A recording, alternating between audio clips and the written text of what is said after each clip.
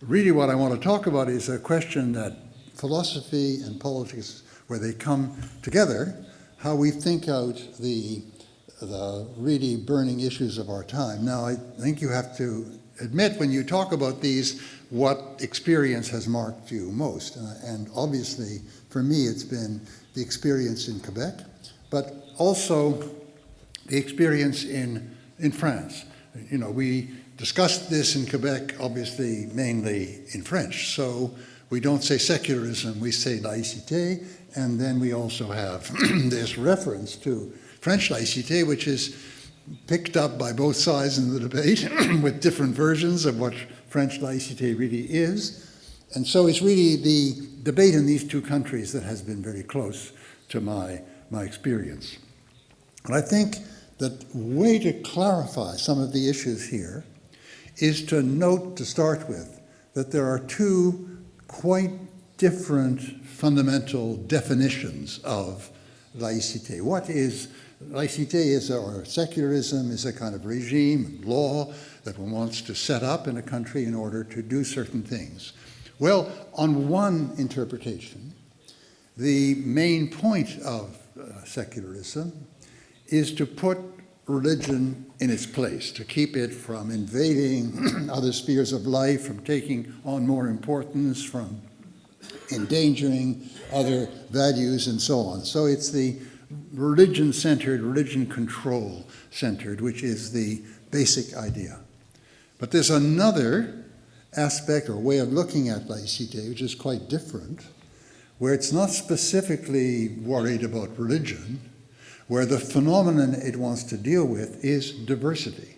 Diversity of very fundamental outlooks. Some of them religious outlooks, some of them some of them anti-religious, some spiritual, some non-spiritual. But the fact that in a modern Western society, there are a tremendous number of such positions held by different citizens. And this kind of laïcité is asking the question, how can we live together with these very, very great differences in fairness and in the maximum degree of comity or amity, of good relations with each other. It's not simply enough to want to have fairness. That's important, that's essential, but some kind of harmonious existence. So these are two very different questions.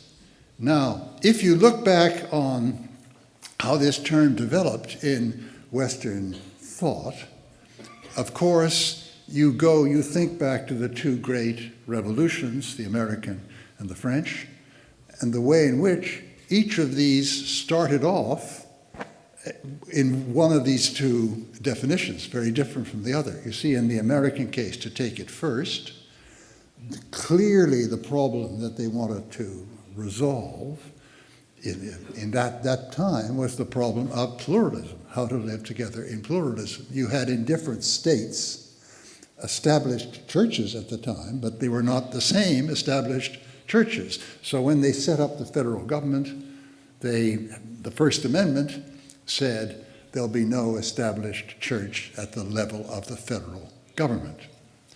There will be at the same time the free exercise of religion. So plainly, they were thinking then of this second kind of secularism, how to live together in diversity. In the case of the great French Revolution and the subsequent battles in the French Republic, naturally they were thinking of controlling a very potentially powerful church which had hegemonic claims, hegemonic aims, wanting to have a superior position controlling the society. So naturally, the way they thought of laïcité at the beginning was in terms of this religion controlling idea, right? I want to talk about these two, religion controlling and diversity oriented understandings. Naturally, they started off with the religion controlling one. However, in the subsequent history, this has got much more complicated on both sides. I mean, in the great legislation in France in 1905 of the separation of church and state, There was a section of people behind that who were very much anti-religious and wanted to control it. But there were others, like Jean Jaurès, the great leader of the Socialist Party, who thought, no, the main point is freedom of conscience. And Jaurès was already thinking in this diversity-oriented form. So you have that great legislation left, if you like, a double legacy to France afterwards.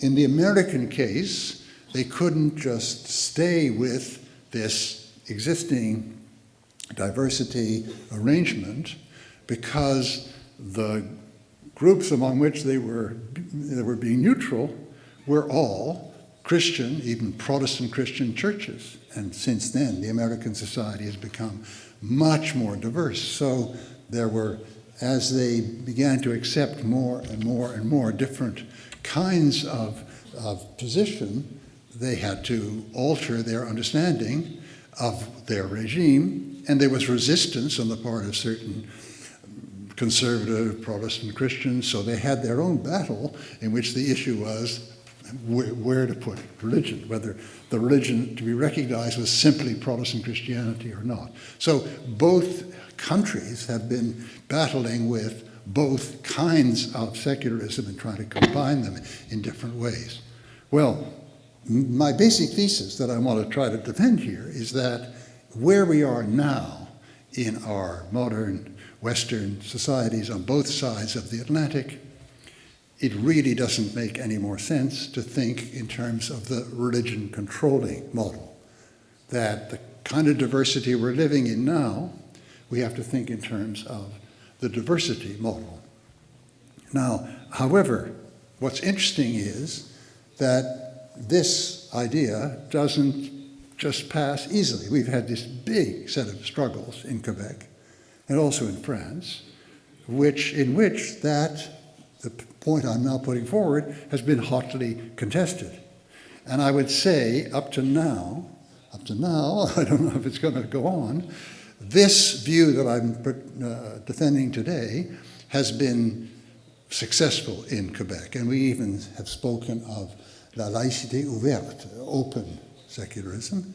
But in France, unfortunately, I think it's gone the other way. So you see this is a very living debate, and I'm part of what I'm not simply making an analysis here, but I'm making a plea for looking at this issue of secularism in terms of the diversity-oriented one.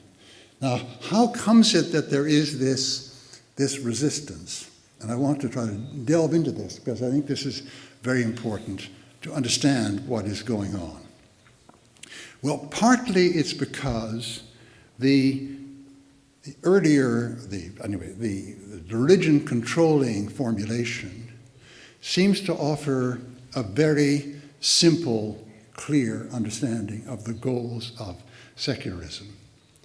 If you take the other one, that is where the goal of secularism is how to live together in fairness and in amity, it gets more complicated because you have to break that down into several different principles. And I could mention many, but I think two are the key ones.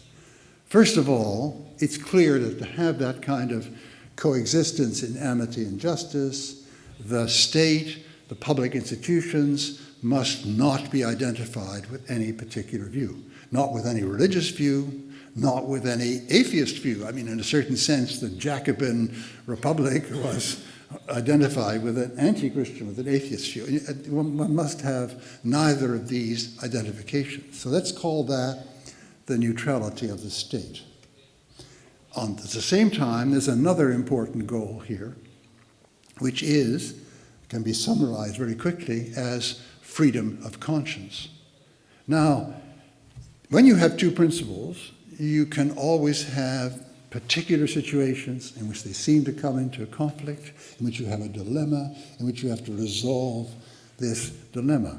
I mean, for instance, if you take something that we've been talking about in France and in Quebec, but also in Europe, this issue of religious signs, of people who are, for instance, Muslim women wearing headscarves. You see that in France, they more or less made a plea to the effect that this is in some way in violation of neutrality. They talked about this, les espaces de la République, the spaces of the Republic, right? So they have a sense that you have to suppress freedom of conscience, freedom of living your religious life by saying you can't wear the headscarf here. They have to balance that against what they saw as the demands of neutrality, and they came up with the solutions that we know. In certain Länder in Germany, they said, no, there's no problem with the girls in school wearing headscarves, but they said there's a big problem if the teachers wear hijab, because these are authority figures and so on. You see how when you work this out in detail, you have these issues of exactly how to apply two principles, what to give priority over another. Now, frankly, I think both of them are wrong, but I would draw the line elsewhere. But you see that in this kind of thinking, you have to start, oh, there are dilemmas, this doesn't fit with that, we have to work it out. And that is something that seems to people who believe in the old kind of laïcité problematic. They think it's got to be very simple. It's got to be putting religion in its place. And they save themselves all this trouble of thinking things through. So there is one reason why people are very often seduced into the old kind of religion-controlling laïcité, because it seems very simple. But if you push this farther, you find much deeper sources of that attraction to the religion-controlling. Listen to the rhetoric in France or in Quebec, and you'll see that there's an appeal to this religion-controlling laïcité because it's somehow, in their view, foundational. I mean, it's great experts on French laïcité, and we consulted them, and we wrote our report, say that that's not true, that there is a much more complex combination in the legislation of 1905, which has elements of both kinds. But for a lot of people in France, it's sort of the foundational acts were of this kind of religion-controlling laïcité. So they're looking back to what they think are the very foundation. You get that a lot in modern democracies. You know, people say the founding fathers said this, or the founding document said that, and so on. They don't stop to think what exactly this present situation requires. That is an identity argument, if you like, in the way the word is used. The sense that our identity as a people, our identity as a republic, is formed around a number of basic, as it were, foundations, and one of these is that religion-controlling laïcité.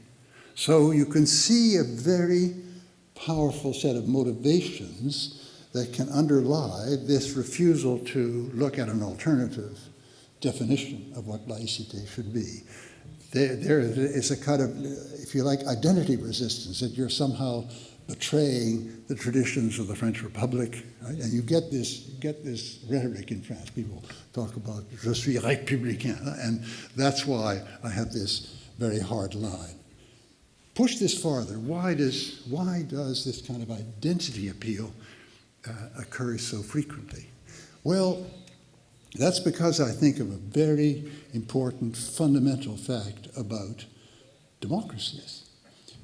Democracies, as against kinds of authoritarian government, democracies really need a very strong sense of common bonding around certain principles and around a certain history. Because to have a democracy, you have to have people who have this sense, the strong sense of belonging that, for instance, will motivate them for a kind of solidarity, a social solidarity, when some people are in need and others can give the sense that, yes, we should give because we're all citizens together. It also needs a sense that I have certain obligations. I mean, not only paying taxes is rather difficult in some countries, maybe less honored than others, but also sometimes serving in the armed forces and certainly also voting, right?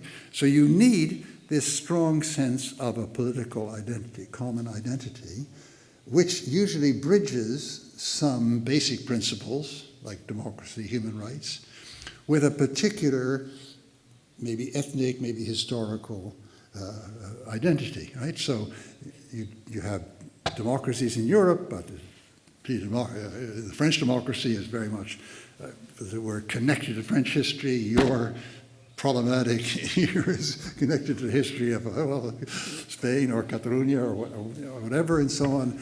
And we have these connections to history. There are these two aspects to our identity. And there is this is a necessity for a democracy, but there is a danger. There is a kind of Achilles heel that strong sense of identity, political identity, brings with it. It is very easy for that sense of identity to slide in a direction where certain citizens are marked out as not really living up to that identity and are seen as a sense that is justified to exclude them from certain things, to treat them as second-class citizens. It's very clear, of course, when the identity is bound up with a certain ethnic group. Then people who don't belong to that ethnic group, we ask ourselves, are they really citizens? But it also can occur when people are seen according to their what people, the ideas people have of them, not really to be living up to the basic principles of our society. Right? So in one or other way, this kind of strong identity can turn toxic. I mean, it should be something that binds all of us, but it can turn in a direction where it excludes some. Now, that's what we see happening, and it's what we see happening really more and more in the modern world, because our populations are getting more and more diverse more rapidly. I mean, this is partly because of migration, right? If you have a world in which a great number of people migrate from one country to another, they're going to arrive in a country where that kind of person didn't exist before. But it also, we mustn't lose sight of the fact that this kind of diversity also is homegrown, and it comes from the age of authenticity. That is, suppressed identities in the past, like gays, for instance, like homosexuals, who were crammed into a smaller area, not given certain rights, even threatened with prosecution and so on, which for a long time, as it were, took this, didn't feel they could do anything about this. The age of authenticity brings these demands out. And I mean, of course, the feminist movement is another really massive example of this kind of switch, right? That the set of basic interests or goals that a lot of women had and were frustrated, so nobody has moved here, there's no migration here, but in a given society are now on the table, and so we have these issues that have to be dealt with. So the diversity is not only from migration, it's from many things, but I want to put that there. Let's look at the diversity that comes from migration. The problem is that, and here I'm speaking out of the experience of the other hemisphere, where, in most of the societies of my hemisphere, not just Canada and the States, but Argentina, but Chile, but Brazil, and so on, we have more than a century, or even 2 centuries, of immigration. So we face this again and again, and frankly, it's understandable. The first reaction of a given relatively homogeneous population to the arrival of new and different people is some kind of cultural discomfort. I mean, let's look at the history of the United States, not that because they're exceptional, but because everybody knows that very well, that we have a relatively diverse America emerging out of the 18th century, but they were all, as I said, really Protestant in one way or another. And then came the Irish Catholics in the 1840s because of the Great Famine in Ireland. And there was a tremendous reaction. I mean, who are these people, these papists? They don't really understand our ways. And so there was an attempt to exclude them. And that gives you hope when you think that now no one would think of making that kind of discrimination. So there is a way in which you can get beyond this.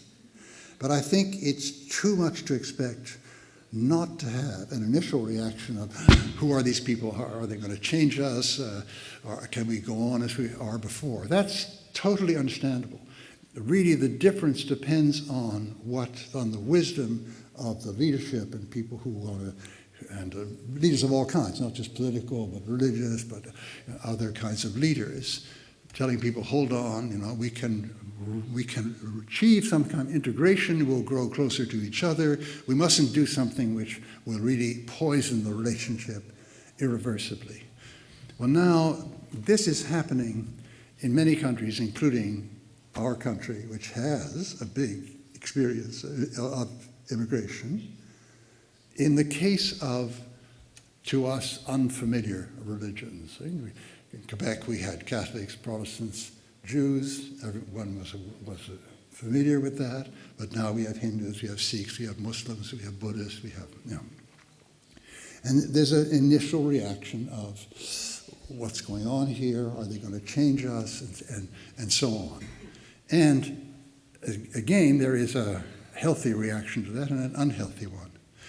But the unhealthy one, which attempts to rationalize this discomfort, it can't really rationalize it in these times by saying these people have a different culture from us.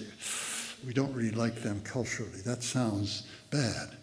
But what doesn't sound that bad is these people are against our principles, right? So now when you get something like laïcité, you have something which is a basic principle of our modern democracies. So if you can object to them on that ground, it sounds more acceptable. So there's a great temptation to target these people that make us uncomfortable, pin on them some really bad thing.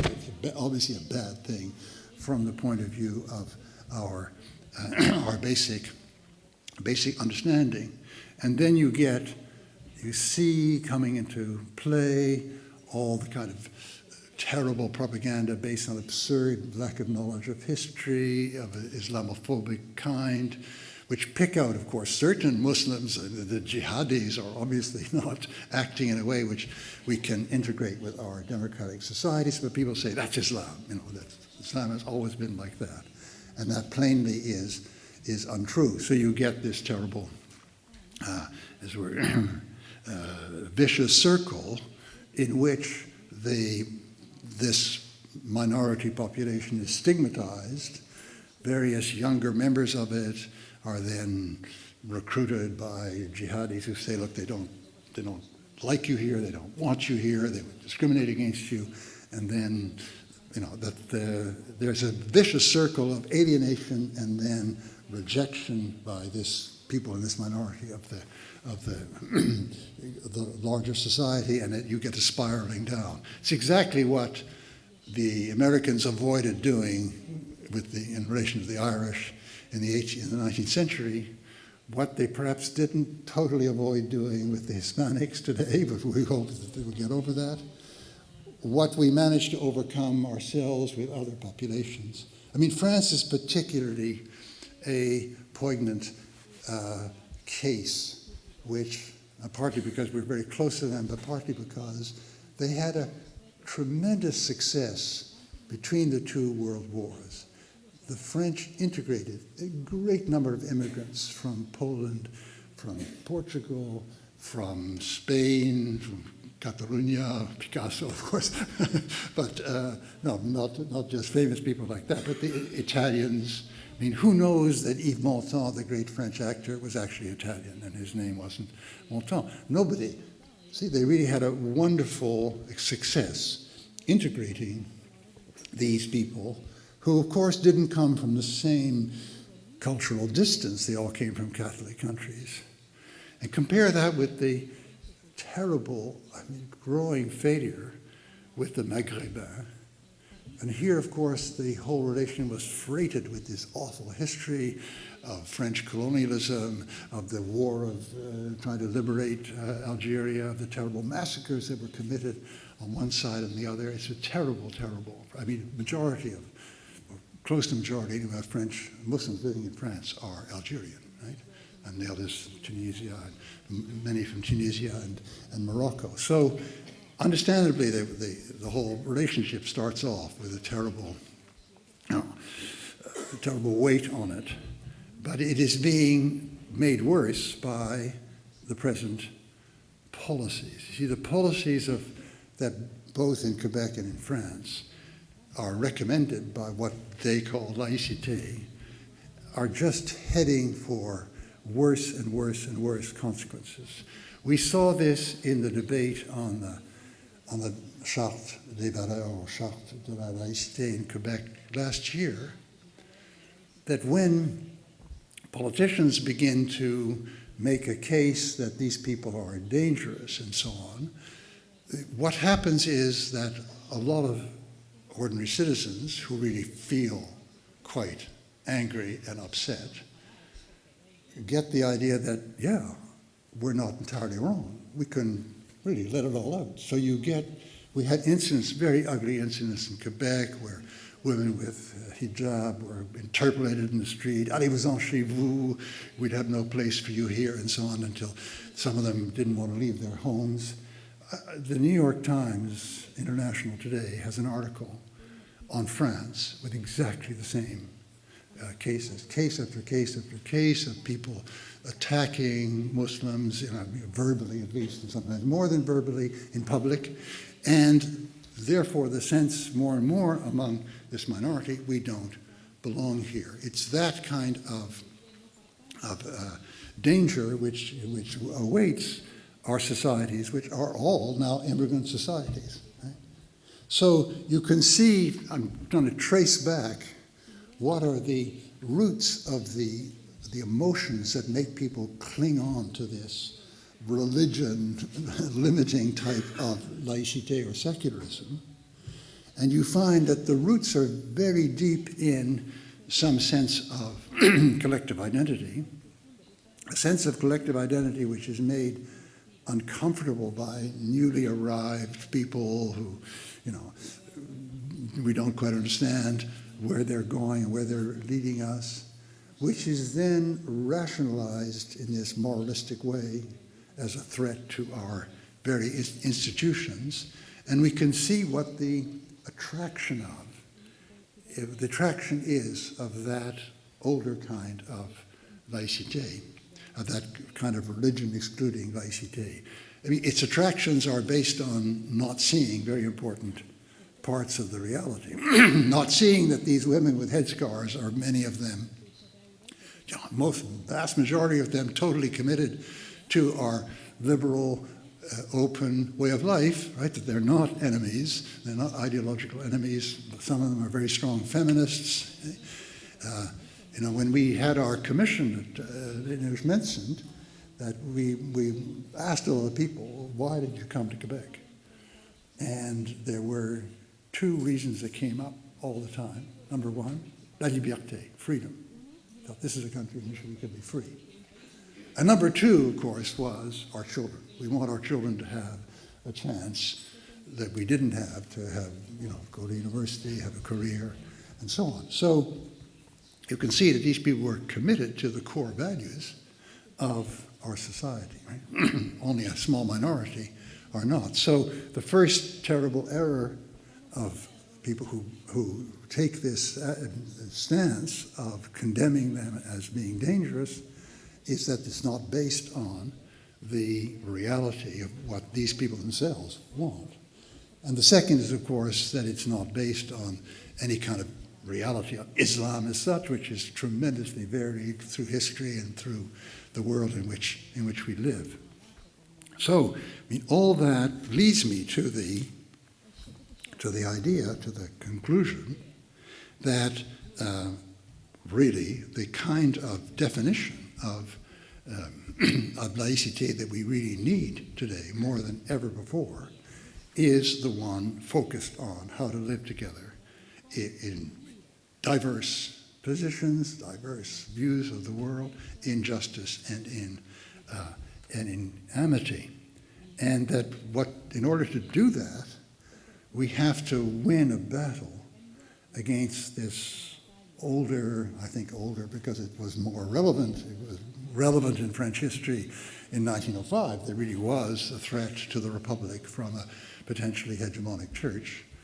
But we have to, in order to win them back, we have to fight against some very comprehensible emotions, but also some less comprehensible and less justifiable rationalization of those emotions. The emotions are a sense of discomfort, where are we going, where is this leading us?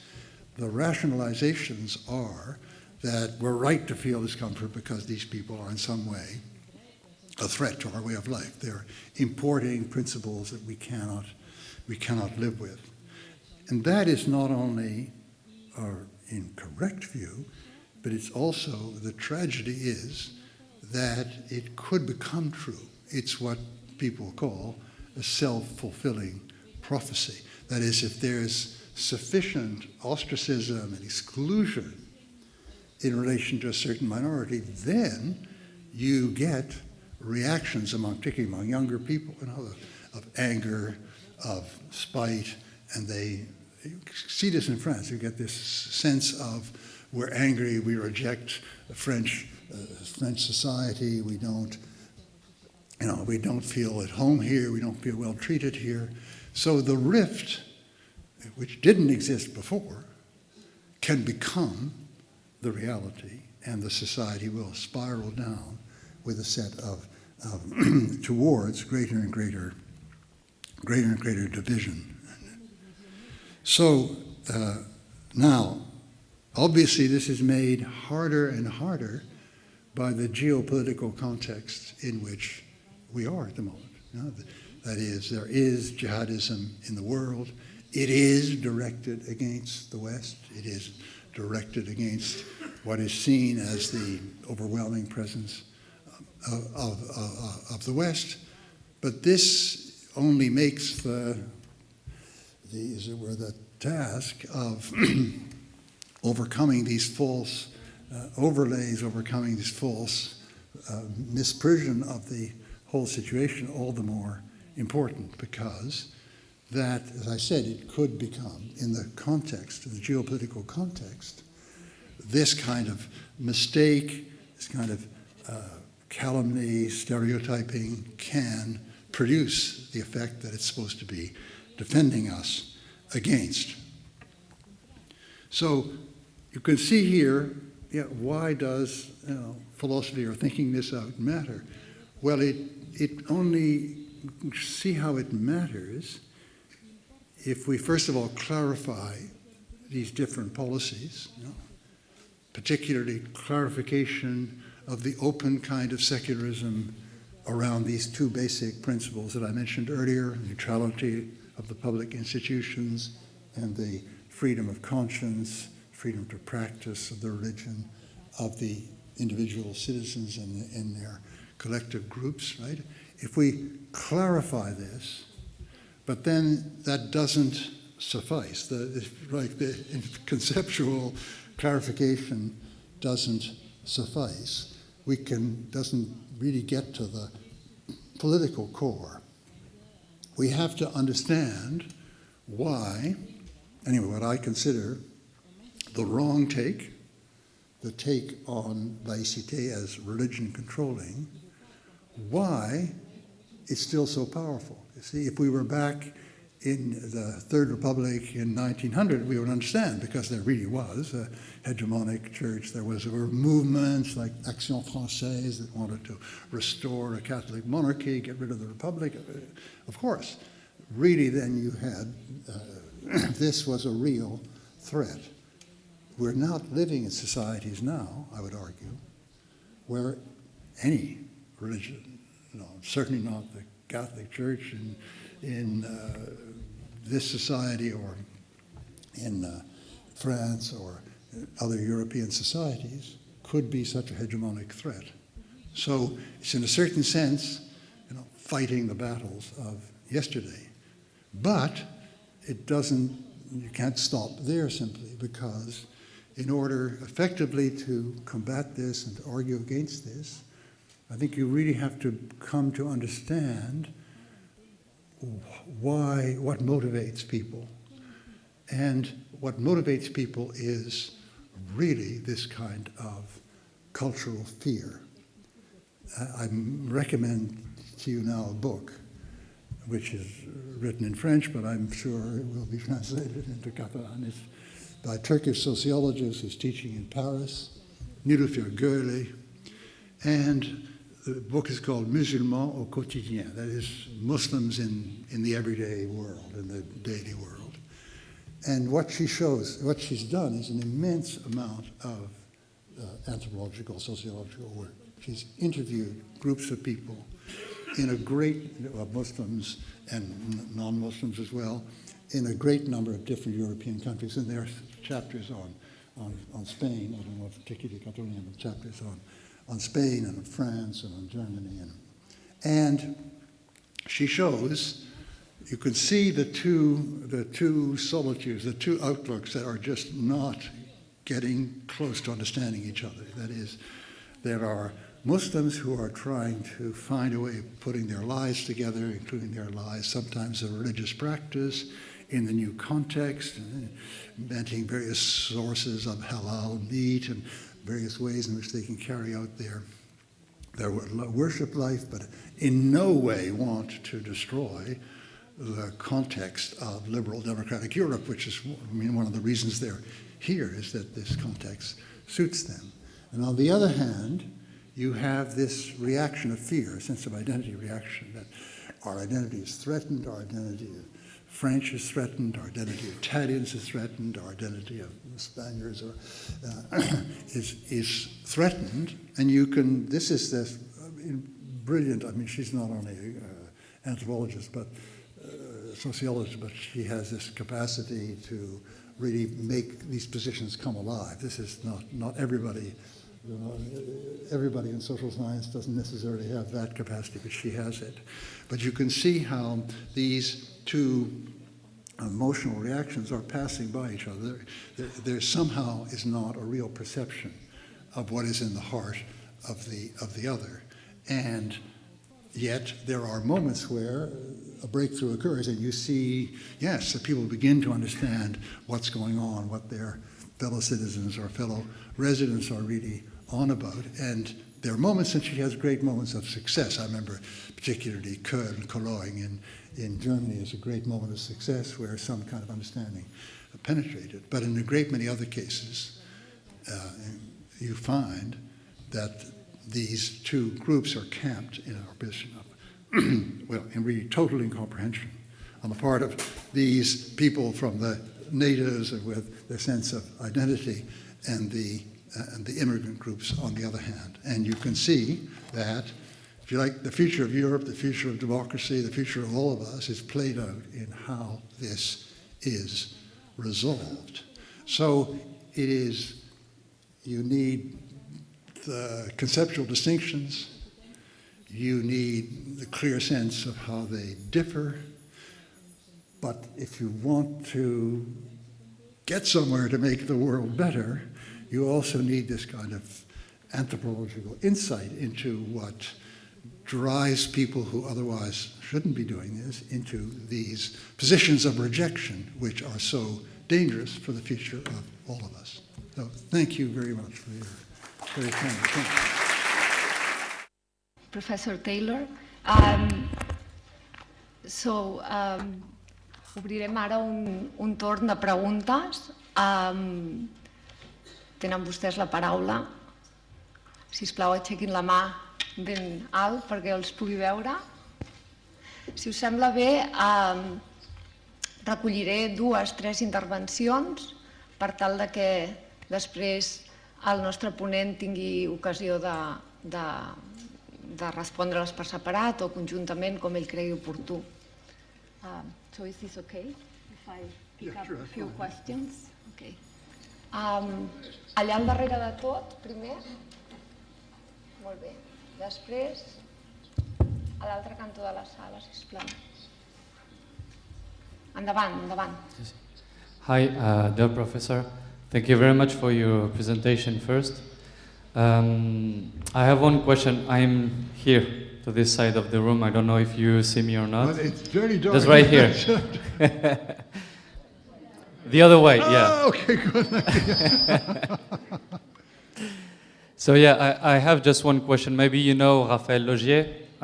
There is a quote that I really like from him, who said, "The laïcité in France is like the castle of Versailles.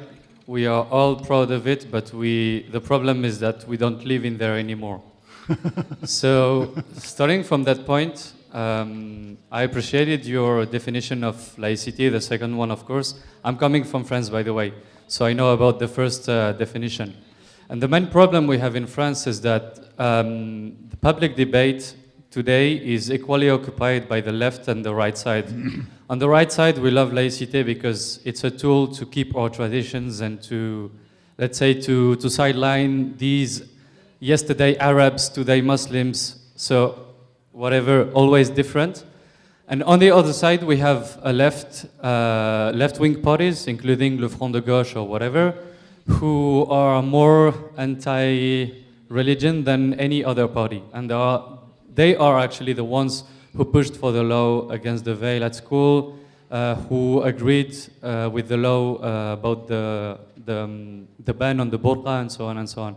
So my question is, in this context where actually you don't have any political force that is pushing for this second definition, what is your recommendation to promote your conception of laïcité?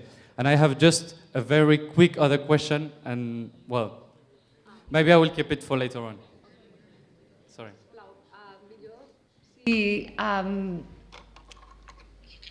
les preguntes són el més curtes possible, val? Per donar espai al major nombre de gent possible que vulgui preguntar. Allà baix, sisplau. Gràcies. Yeah, thank you very much, Professor Taylor, for the nice talk.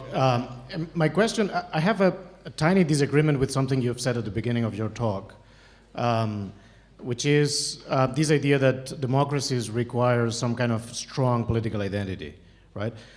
Because, so on the one hand, what I see is that if we look at what happens now in our world, is that democracies tend to have less strong political identities, so weaker political identities than the authoritarian regimes, right? And the thing is, in my view, I mean, I don't deny the importance of all these problems, of accommodation of all this religious diversity and so on, but I think that, so we have all these problems in our democracies, and then I agree with you that we have these different approaches and everything that you've said later on.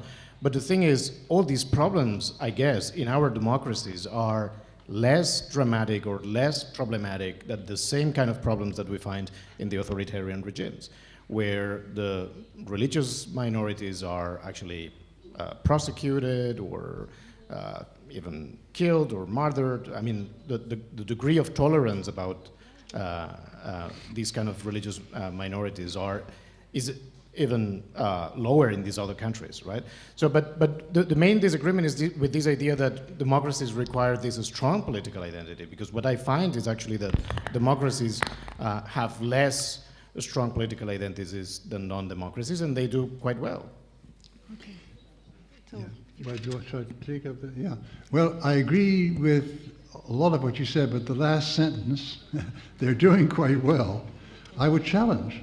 See, I think that you're right about there has been a decline in the sense of common identity in democracies, and that has not accidentally been accompanied in the last 40 years by a great increase in inequality in democracies. Of course, in some cases more than others, I mean more spectacularly maybe in the United States than in some European countries, but in European countries definitely. Now, I think, so I guess the difference between us would be whether you think in the end democracy can survive this kind of tremendous inequality, where lots of people feel, for not cultural reasons, for other reasons, left aside, not their interests and their situation not being of concern to their citizens. Of course, they then very often translate that into not voting, and then that makes the inequalities worse.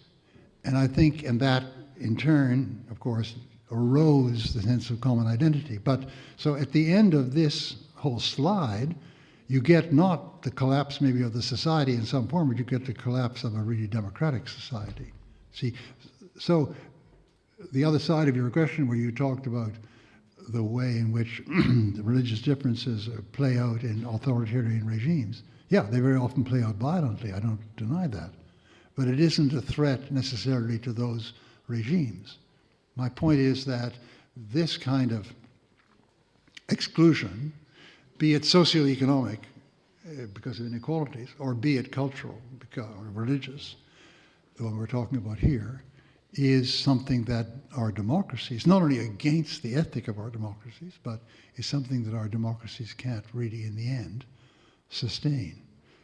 And about the first question, I wish I had an answer to that. I thought there is a group of people in France, strongly represented among intellectuals, but also in the French polity in general and the Socialist Party in particular, who don't agree with the present turn of the Socialist Party, which has gone along with this terrible direction. And my only hope is that some of these people will be capable of seeing the cumulative effects of this kind of symbolic violence. I mean, this not wearing the hijab in school, it's not necessarily a terribly big thing for a lot of people, but it's a kind of symbolic violence. And the thing about the burqa, how many of you, how many people wear burqa, and it's meant to be a kind of symbolic violence. You are not really up to scratch as far as the Républicain, and there's only a certain amount of that which will not spill over into really, really negative consequences.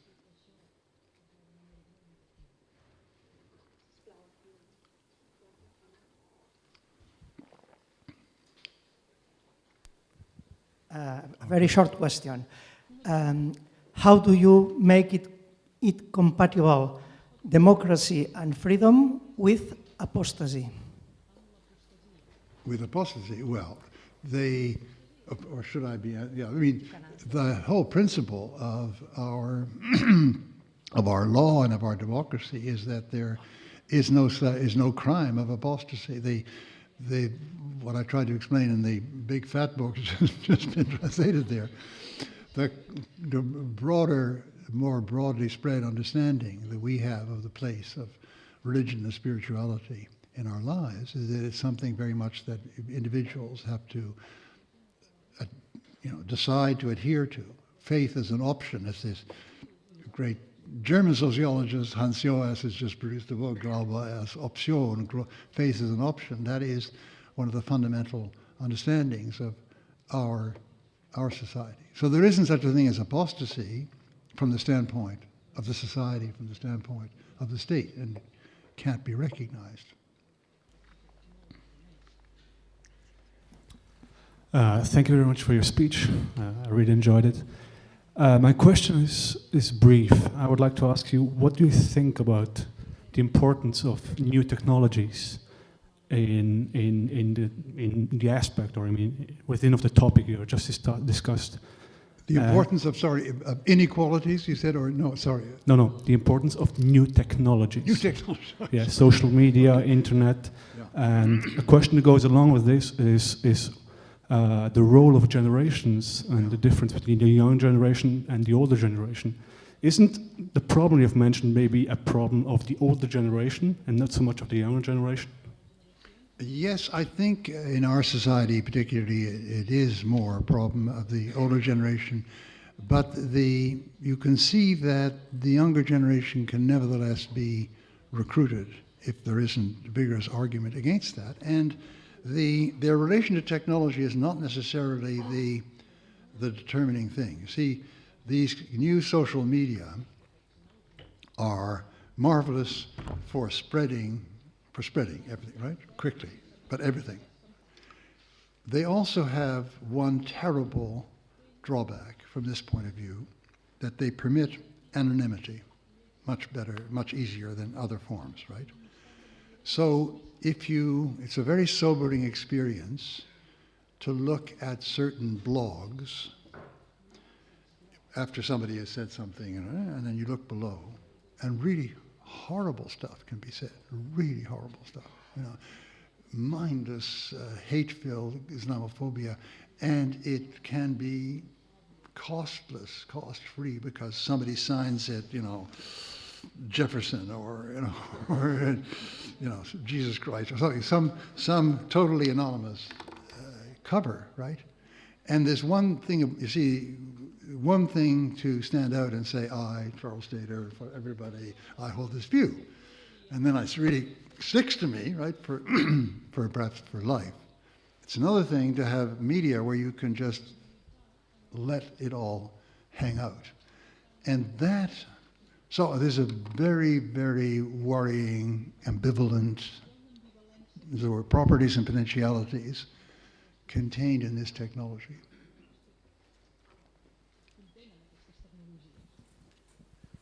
Professor Taylor, I accept your plea to abandon the first type of model of secularism, but maybe I would invite you to consider a further model that goes even beyond the second one, and it goes in line with what Professor Dworkin has considered to be the necessary step towards a more ethically diverse society, where in the face of the current diversity we're experiencing, maybe the categories of religion and secularism are no longer sufficient. And in the future, it might be better to think about freedom of conscience as protecting a far wider range of ethical choices that maybe a multiculturalist model wouldn't be able to take into account. So I would invite you to say why you would accept or wouldn't accept that. I'm not sure I quite understand. I mean, the intention I was talking about was to have a model that makes sense in a society that I just described a minute ago, where you have, and then I try to describe in the book, I'm sorry, I'm not trying to sell the book, but I mean, if you want to buy it, don't you? Yeah. We have a situation where the number and variety of religious, spiritual, metaphysical, etc. positions is constantly expanding. I mean, that's an interesting fact about the modern world. So you get people that work into combinations of Eastern religion and Christianity maybe, or people who make giving you a reading of Nietzsche, etc. I think that is very much, for a variety of very profound reasons I couldn't go into quickly here, that is a fact of our society and civilization. So if you like, the principle of freedom of conscience applies across this expanding universe of options. So is that what you're talking about expanding? I think if you expand it wide enough, like Professor Dworkin would have suggested in his last book, Religion Without God, there wouldn't be a possibility of creating politics of difference, for example, to create reasonable accommodations for some, because otherwise it would be so wide that a reasonable accommodation would be impracticable.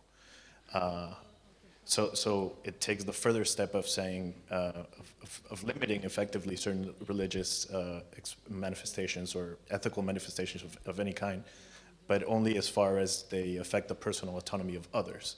So you wouldn't have reasonable accommodation for some available. Well, that's, you see, in our report, the Chartier report, we definitely make this point. We cope with that. Because the principle is freedom of conscience. It's not freedom of religious conscience. Right? So, and as a matter of fact, this is a direction in which our law is already moving. I remember when I was younger, various wars, the Second World War, I was alive. I wasn't, the age to fight, but I remember at that time that some people managed to refuse military service But it was always considered you got to be a Quaker, you got to have some kind of religious reason. Now, in most, I don't know what it's like in Spain, but in most of our countries, someone who comes along and has a principal pacifist position, which is founded on some, even, atheist or other, is just as likely. The test is sincerity. I mean, if they found that last week you were out fighting something, then the sincerity of your claim is under question. But there's no particular privilege here for religiously motivated, in the traditional sense of religion, religiously motivated objection, you see. So there isn't, anyway, Ronnie Dworkin's very interesting book, but I mean, it adds to the number of possible positions, but it doesn't change the rules for how we should even-handedly deal with all those positions.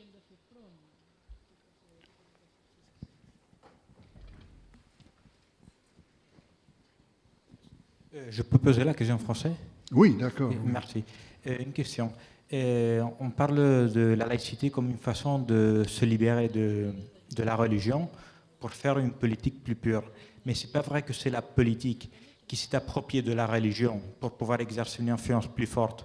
Et maintenant que les valeurs contemporaines ont changé, par exemple, je pense aux valeurs du consumisme, qu'on n'a plus besoin de cette religion et de ces valeurs spirituelles, et donc on essaie de la rejeter pour faire une politique plus adepte aux consommateurs.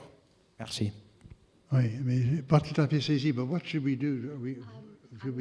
Yeah. I think you should answer in English because I think the translator Has it's only English occurred too. already. Oh, good. But I think Je peux répéter la question, si vous voulez. Oui, ma réflexion est que... Non, c'est pas ça. C'est la question de savoir si tout le monde a compris la question. Ok. Oui. Okay. Et puis, oui. Okay. So, yeah. No, I think if I get the sense of your question, it doesn't seem to me that religion is in any way passé. I mean, that there are. What we have is a world in which some people very strongly hold to a religious position. Some people very strongly hold to a even anti-religious position. Some people are situated in various ways around that. So the development of the modern world has done nothing except increase the diversity, right? Without in any way reducing it by casting aside positions that have been historically held and making them no longer relevant. So, so I don't think that the developments that are taking place now in any way challenge the definition of laïcité that I've been trying to give. And on the contrary, they make it more necessary.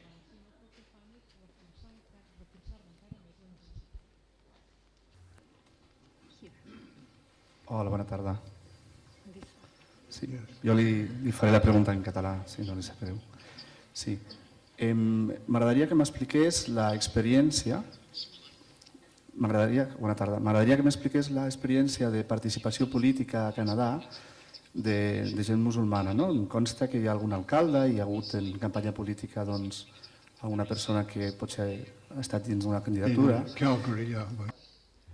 Yes. No, I mean, it's that's one thing that was very enheartening. That in our debate in Quebec, we had really magnificent participation from a very small Muslim minority, but they really were actively taking up their role as citizens, and they had actually, because most of them are in Montreal, they had an important role and changed the election in certain constituencies. But they really, organized. They didn't say, "Oh, we are being attacked and so on. We are a minority." They said, "No, we're citizens, and we're not going to take this kind of this kind of attack." And they went and got into the media and argued and then organized to vote. So that's something very very enheartening. I mean, it may be partly the fact that the Muslim population of Quebec is much more educated than the average. They're twice as much. They have twice as much tertiary education, university or engineering school or something, as the population as a whole. And as you know, I mean, it's in almost all democracies, people of a higher degree of education usually vote more and get involved more. And so that's been, that was a very clear feature of this debate. Well, since I don't see any hands, maybe I can ask a question myself. Just to go back to one of your previous answers about the level of the increase of inequalities throughout, that we are witnessing throughout most of Western societies, and also to the ties that bind, right? Because it seems to me that one of the reasons why it's so hard to overcome the controlling model, at least in Europe, and that would explain the relative silence of the left towards policies like those that prevent Muslim minorities from wearing, especially women, their headscarves, and even more lately, their burkinis and any sign that could be interpreted as defiant of the neutrality model that is not so neutral in itself, is this idea that David Gotthard, the then director of the Prospect magazine, wrote down in the UK a few years ago, already 10 years ago, and that now I think he's published this book, The British Dream, about the failures of post-war immigration in the UK, saying that, well, that maybe there is a trade-off between diversity and not democracy, but maybe the welfare state.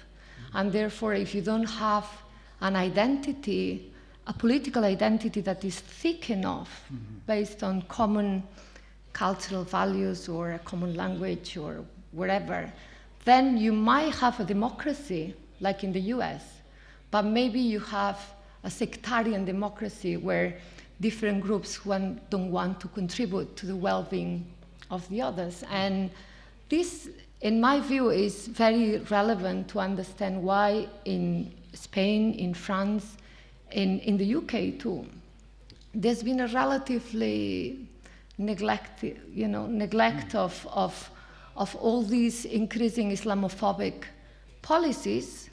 And of course, it's a very popular discourse, that is behind, in my opinion, the results of the last elections in Britain, right? The idea that you only can have that much immigration and otherwise your communitarian values would just crash, and then you might have a democracy, but a very thin democracy that it's permeated by deep inequalities simply because groups don't want to contribute anymore to the common good. I mean, with certainty, what you have is the resentment of a lot of people, of a lot of natives, is directed against people drawing on some kind of welfare benefit, right, from these other populations. And there, of course, in the British case, a lot of the resentment has gone not to long-standing communities of Pakistani, but UKIP is making this big propaganda about Poles and Romanians, right? So, that's one of the big things that's going to be up for the referendum in the UK is going to be whether the United Kingdom can step out of the European rules for the movement of populations between European countries, right? So, whereas there hasn't been, a great many of the Southeast Asian, Asian populations, that is Indian, Pakistani, Bangladeshi, are extremely, visibly more important recipients. Yeah, so that's one one important factor here. Now, the issue is really the following. To what extent can you keep the sense of solidarity going when what it was based on before was precisely this original identity, we're all British, we're all French, and so on.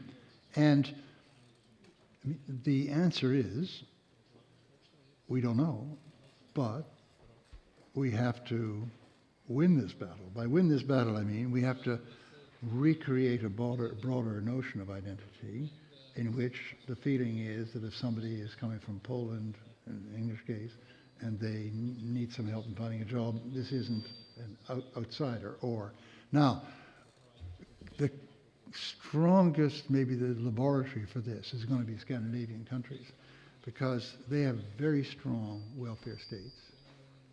They have very strong welfare states which have drawn on their traditional, very strong ethnically defined culture. I mean, the religious belonging was all caught up with being Swedish or Norwegian and so on. And they are trying to extend this because they are accepting people, right? And the jury is out in a way. I mean, there is this, in Sweden, this very worrying reaction in the last election where a number of sort of, Le Pen type party got.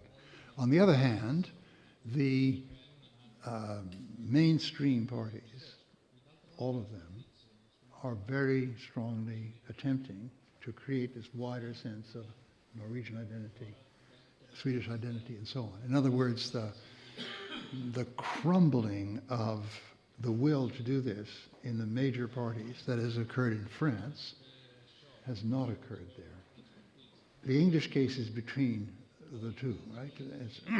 And I mean, certainly the Labour Party has maintained itself in this stance. And so you're right, there's a danger there because, to put it very briefly, I think we agree, the powerful solidarities involved in the welfare state require this sense of common belonging. And the only way that can be saved in a context of diversifying population is to redefine it so that people feel that everyone here is British, French, Spanish, Catalan, and so on. And that's the struggle. That's another way of describing the struggle between these two outlooks. Okay. Allà al darrere hi ha... Ah, perdó. Doncs aquí, deixa'ns allà al darrere. Gràcies. I ara recolliré 3 preguntes perquè tenim uns 4 o 5 minuts. Per tant, i després el professor Taylor tancarà la sessió amb la seva resposta. I wanted to ask you about your opinion about the Charlie Hebdo case. On the basis of neutrality and freedom of conscience, how do you deal with possible excesses of exercising freedom of conscience? So that means insulting others or whatever. How do you limit this freedom on the basis of something so neutral as neutrality? Yeah. So you're talking about the Charlie Hebdo case, right? Yeah. Maybe I collect. Yes, collect, right. We only have 5 minutes. Yes, let's do that. All right, I'll get back to that. Good evening. First of all, I wanted to say I'm very grateful for your very insightful remarks on the non-neutrality of certain conservative positions, which are, in fact, just a certain type of Islamophobia masquerading as secularism. Yeah. And then what I also wanted to say is, although that may be the case, it may also be true that the kind of secularism we may be sort of offering from more left-wing multicultural positions might also be a bit restrictive in the sense that many types of religious belief are not compatible with this state of things.